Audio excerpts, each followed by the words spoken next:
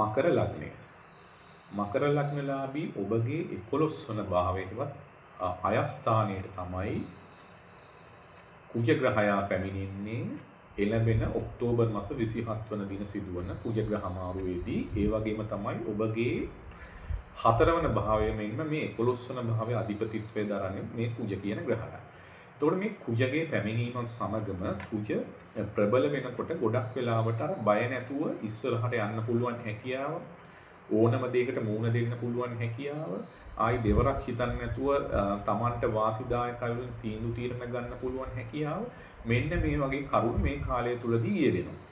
ඉතින් මේ වගේ කරුණු මේ කාලය තුලදී යෙදෙනකොට ඔබගේ 11 වන භාවයට මේ කුජ පැමුණුනහම ඔබට විශේෂයෙන්ම මේ ආදායම් තත්ත්වය වර්ධනය කරගන්න පුළුවන් මාර්ගයන් සහ ඒ සඳහා ගන්න පුළුවන් නිවැරදි තීන්දුව తీරන වේගයෙන් ගන්න පුළුවන් අවස්ථාවක් ඔබට උදා වෙනවා.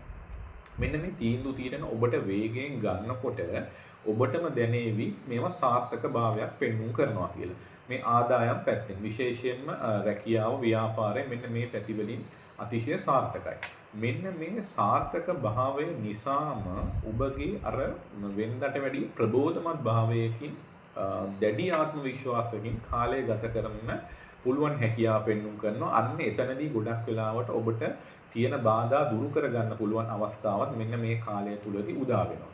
මේ එක්කම විශේෂයෙන් කියන්න ඕනේ මෙන්න මේ කරුණු කාරණා හේතු කොටගෙන මකර ලග්නලාභීන්ට තමන්ගේ ගෘහ ජීවිතය තුල සාර්ථක භාවයෙන් කාලය ගත කරන්න පුළුවන් හැකියාවන් පෙන්වුම් කරනවා. අන්න ඒකත් අතිශය සාර්ථකයි. ගෘහ ජීවිතය තුළ එකමුතුභාවය, තෘප්තිමත්භාවය, රසාස්වාදයෙන් කාලය ගත කිරීම නිසා එතනත් දැඩි ආත්ම විශ්වාසයක් ගොඩ නැගෙනවා. අර කෙටියෙන්ම කිව්වොත් ඉක්මන් තීරණ, හරි තීරණ, රසාස්වාදයෙන් කාලය ගත කරන දැඩි ආත්ම විශ්වාස මේ වගේ කරුණු පැහැදිලි ලෙසම පෙන්වුම් කරනවා.